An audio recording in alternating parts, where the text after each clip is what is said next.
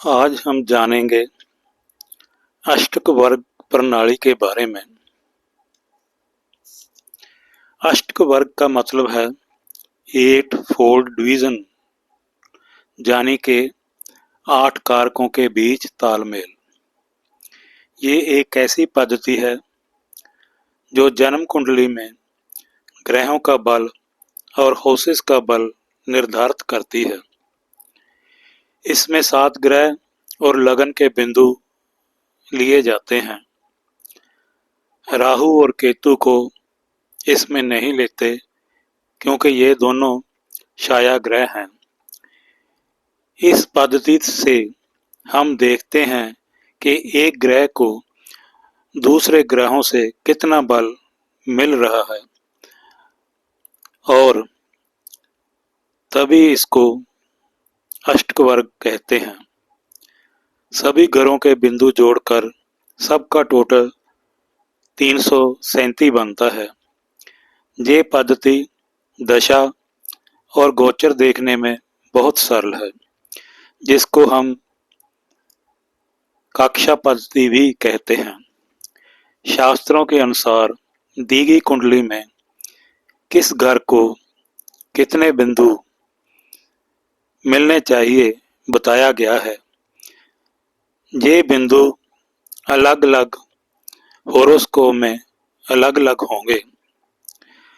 शास्त्रों के अनुसार लगन में 25, दूसरे घर में 22, तीसरे में 29, चौथे में 24, पांचवें में 25, छठे में 34, सातवें में 19, आठवें में 24, नवें घर में 29, 10वें घर में 36, 11वें घर में 54 और 12वें घर में 16 बिंदु दिए गए हैं।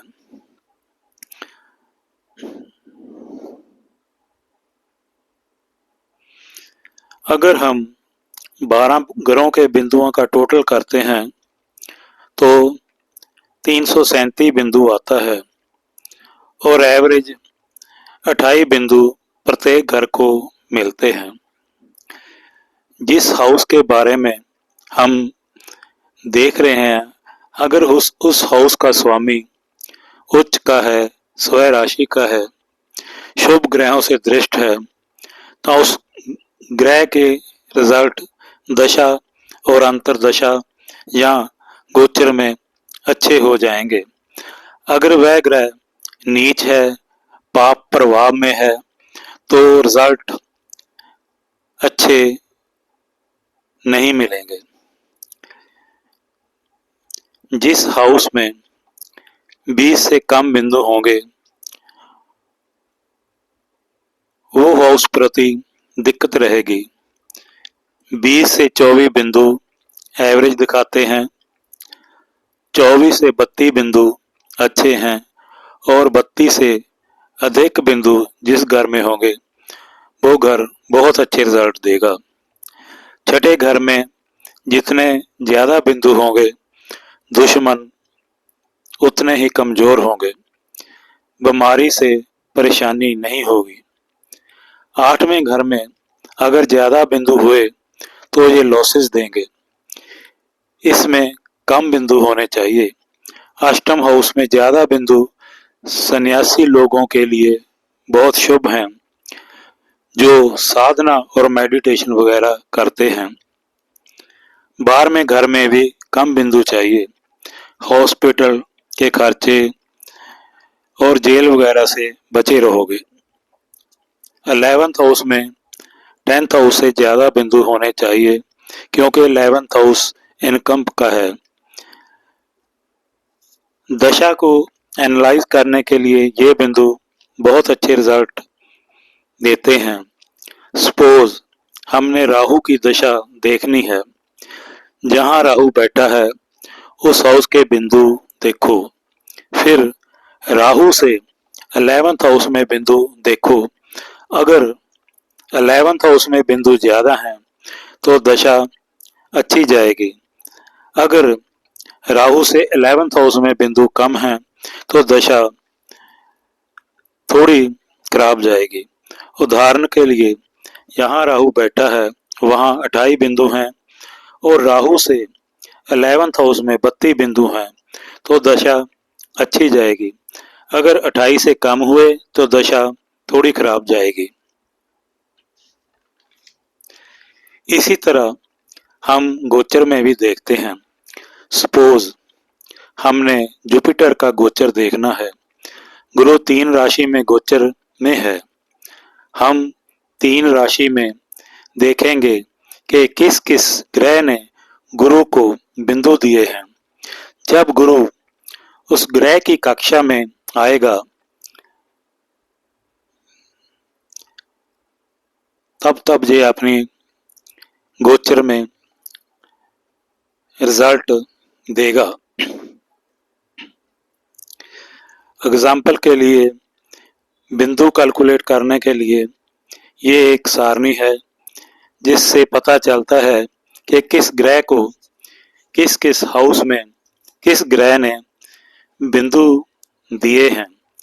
सपोज हमने सूर्य के बिंदु देखने हैं, सूर्य का अष्टक वर्ग देखना है, तो सूर्य अपने से जहाँ बैठा है वहाँ से पहले, दूसरे, चौथे, 7वें, 8वें, 9वें, 10वें और 11वें भाव में बिंदु देगा। इसी तरह चंद्रमा सूर्य को अपने से तीसरे, छठे, 10वें और 11वें भाव में बिंदु देगा। मंगल भी इसी तरह सूर्य को अपने भाव से पहले, दूसरे, चौथे, 7वें, 8वें, 9वें, 10वें और 11वें भाव में बिंदु देगा। इसी तरह हम और ग्रहों के बिंदु भी देख सकते हैं कि किस किस ग्रह ने सूर्य को बिंदु दिए हैं। बाकी ग्रहों के बारे में भी हम इसी तरह देख सकते हैं। अब हम कक्षा सिस्टम की बात करते हैं। कक्षा सिस्टम में 0 डिग्री से 3 डिग्री 45 मिनट तक पहली कक्षा आती है जो कि शनि को जाती है। 3:45 से 7:30 दूसरी कक्षा गुरु को जाती है।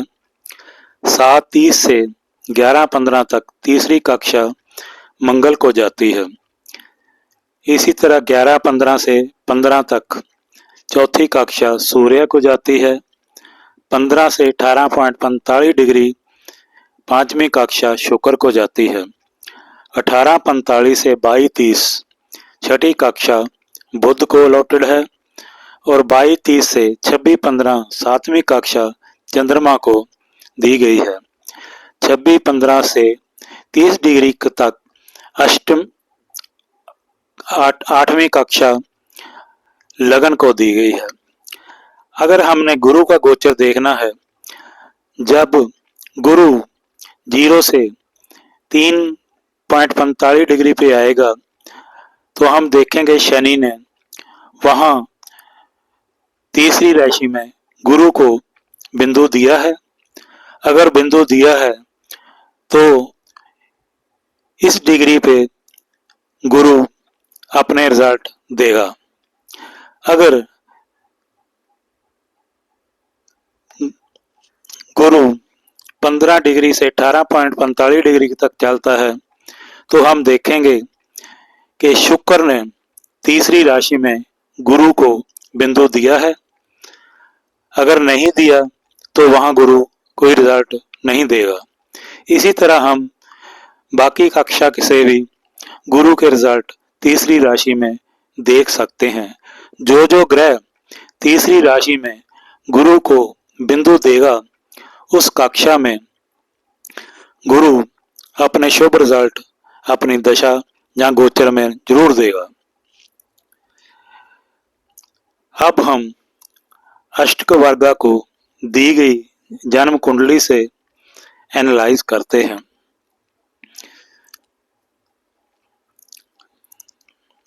आठ लगन की कुंडली है।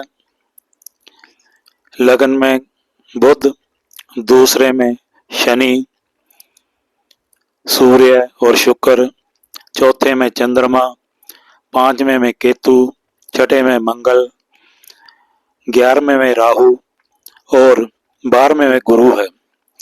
अगर हम इनका अष्टक वर्ग बनाते हैं तो पहले घर में 23, दूसरे में 23, तीसरे में 27, चौथे में 29, 5वें में 27, 6ठे में 33, 7वें में 23, 8वें में 20, 9वें में 33, 10वें में 33, 11वें में 34 और 12वें घर में 22 बिंदु हैं। इस प्रकार हम बिंदुओं के हिसाब से हर घर के बारे में एनालाइज कर सकते हैं कि कौन सा घर अच्छा है जिसके अच्छे रिजल्ट मिलेंगे और कौन सा घर कमजोर है जिसके कम रिजल्ट मिलेंगे। अष्टक वर्ग के घरों को हम 4 हिस्सों में बांटते हैं। जिस घर में ज्यादा बिंदु होंगे वे पार्ट अच्छा रहेगा। 1 से 3 हाउस हमें बचपन दिखाते हैं, 4 से 6 हमें जवानी के बारे में बताते हैं, 7 से 9 हमारी मिडिल एज के बारे में बताते हैं, 10 से 12 घर हमें बुढ़ापे के बारे में बता रहे हैं। जैसे कि 1 से 3 घर में 73 बिंदु बनते हैं, 4 से 6 घर में 89 बिंदु बनते हैं, 7 से 9 घर में 76 बिंदु बनते हैं और 10 से 12 घरों में अगर हम इनका टोटल करते हैं तो 99 बिंदु मिलते हैं। तो हम देखते हैं कि बचपन में 73 बिंदु, बचपन ठीक ठाक था। जवानी में 89 बिंदु, जवानी में नौकरी मिली और अच्छा रहा। मिडिल एज में 76 बिंदु, यानी कि इस एज में संघर्ष रहा। बुढ़ापे में 99 बिंदु शो कर रहे हैं कि जातक का जो बुढ़ापा है वो बहुत अच्छा जाएगा, बीमारी से भी बचा रहेगा। इसी प्रकार हम अपने धर्म, अर्थ, काम, मोक्ष के बारे में भी जान सकते हैं। जैसे धर्म के स्थान हैं 1, 5, 9 घर। इनमें अगर हम टोटल करते हैं तो 83 बिंदु मिलते हैं। अर्थ जो कि हमारे कामकाज को डिनोट करता है, 2, 6 और 10 हाउस, इनमें जातक को 89 बिंदु मिले हैं। काम जो जातक की इच्छाएं हैं 3, 7, 11, अगर हम इन घरों का जो टोटल करते हैं तो 84 बिंदु मिले हैं। और मोक्ष जो जातक की अचीवमेंट्स हैं वो 4, 8, 12 हाउसेस दिखाते हैं। अगर हम 4, 8, 12 हाउसेस के बिंदु को टोटल करें तो 81 आता है। अब हम कह सकते हैं कि धर्म के बारे में 83 बिंदु ठीक है, आस्था होगी। दूसरा अर्थ त्रिकोण में 89 बिंदु हैं, ये भी अच्छा रहेगा, कामकाज भी अच्छा रहेगा। इच्छाओं के बारे में काम त्रिकोण में हम देखते हैं 84 बिंदु हैं। इच्छाओं की पूर्ति स्ट्रगल के साथ पूरी होगी। और अगर हम मोक्ष लाइफ में अचीवमेंट्स के बारे में देखते हैं तो सबसे कम बिंदु हैं। कुछ इच्छाएं जातक की अधूरी रह जाएंगी।